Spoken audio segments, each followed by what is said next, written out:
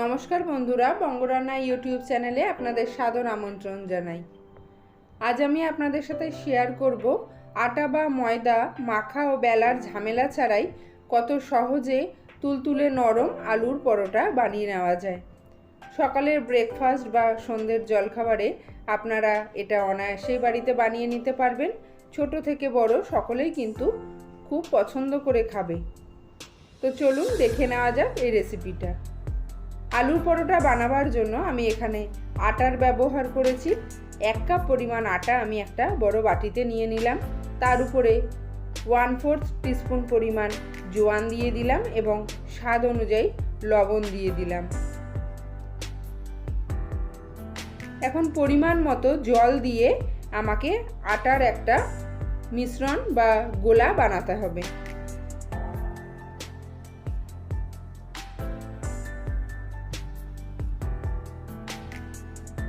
ভালো করে মিশিয়ে বানিয়ে আপনাদের কনসিস্টেন্সিটা দেখাচ্ছি।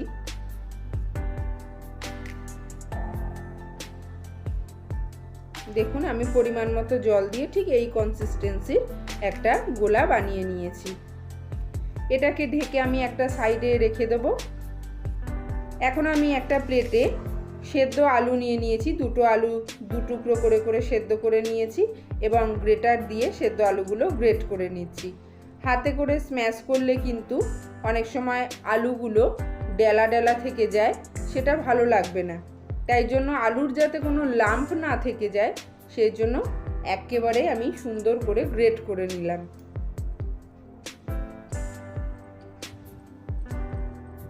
সেদ্ধ আলুগুলো আমার গ্রেট করে নেওয়া হয়ে গেছে। ঘরে যদি একটু আলু সেদ্ধ করে ফ্রিজে রাখা থাকে তাহলে খুব তাড়াতাড়ি এই চটজলদি একটা জলখাবার এবং সুস্বাদু আলুর পরোটা আপনারা বানিয়ে সার্ভ করতে পারবেন। এখন এই সেদ্ধ আলুতে আমি কিছু মশলা ব্যবহার করছি। দিয়ে দিলাম 1/2 টিস্পুন পরিমাণ ভাজা জিরে গুঁড়ো, 1/4 টিস্পুন পরিমাণ হলুদ গুঁড়ো, 1/2 টিস্পুন পরিমাণ লাল লঙ্কার গুঁড়ো এবং স্বাদ অনুযায়ী লবণ। সব মশলাগুলো দিয়ে খুব ভালো করে হাতের সাহায্যে আমি আলুটা মেখে নিচ্ছি।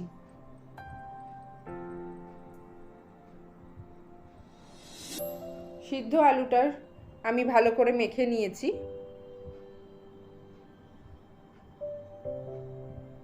এখন এই আটার গোলার মধ্যে আমি সিদ্ধ আলুটা অ্যাড করে দেব। মশলা মাখানো সিদ্ধ আলুটা সম্পূর্ণ ব্যবহার করে ফেলতে হবে।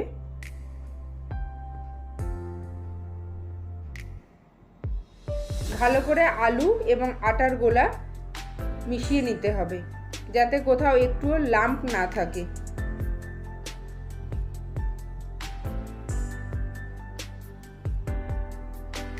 এই পর্যায়ে মিশ্রণটা কিন্তু একটু ঘন মনে হতে পারে, তখন আপনারা আপনাদের পরিমাণ মতো আন্দাজ মতো জল ব্যবহার করবেন।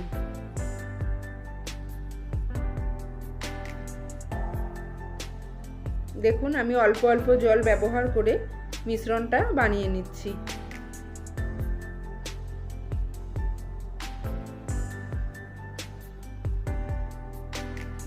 এই মিশ্রণে আমি এখন 1 টেবিল স্পুন পরিমাণ ধনেপাতা কুচি অ্যাড করে দিলাম।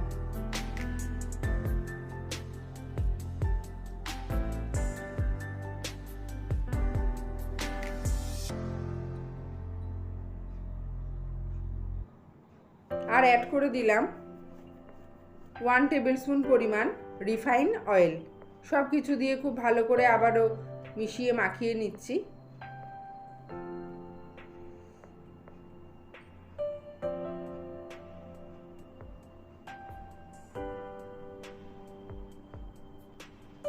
আমি আরও কিছু উপকরণ এতে অ্যাড করলাম।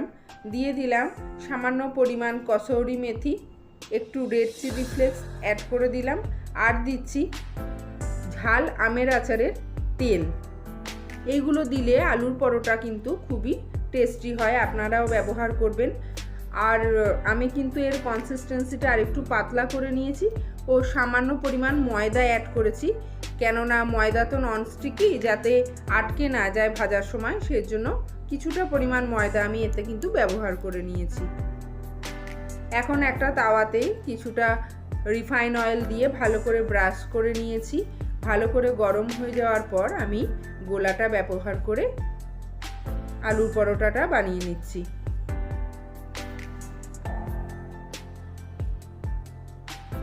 সকাল বা বিকেলের তাড়াহুড়োর সময় আটা বা ময়দা না মেখে চট জলদি কিন্তু এরকম আলুর পরোটা আপনারা বানিয়ে নিতেই পারেন। দেখুন কত সহজে এক পিঠ হয়ে যাওয়ার পর আমি আর এক পিঠ উল্টে দিলাম। দুটো পিঠই এখন আমার খুব ভালো করে সেঁকে নেওয়া হয়ে গেছে। এইভাবে সম্পূর্ণ গোলাটা ব্যবহার করে আমি সবকটা আলুর পরোটা বানিয়ে আপনাদের দেখাচ্ছি।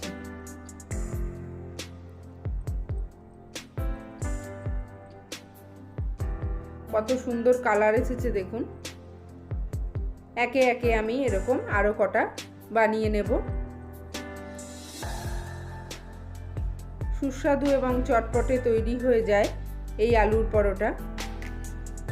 আমার আজকের এই রেসিপির ভিডিও যদি আপনাদের ভালো লেগে থাকে তাহলে প্লিজ লাইক, শেয়ার এবং কমেন্ট করতে ভুলবেন না।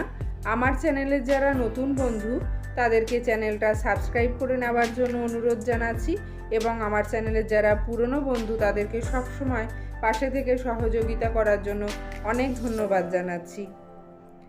আমি একটা প্লেটে সব আলুর পরোটাগুলো সার্ভ করে নিয়েছি। দেখুন, ছোট বাচ্চাদের লাঞ্চ বক্সে অথবা বড়রা যারা অফিস যান এবং অন্যান্য কলেজ স্টুডেন্টরা তারা কিন্তু এটা সহজেই ক্যারি করতে পারবেন এবং টমেটো সস বা আচার দিয়ে খেতে পারবেন, খুব ভালো লাগবে।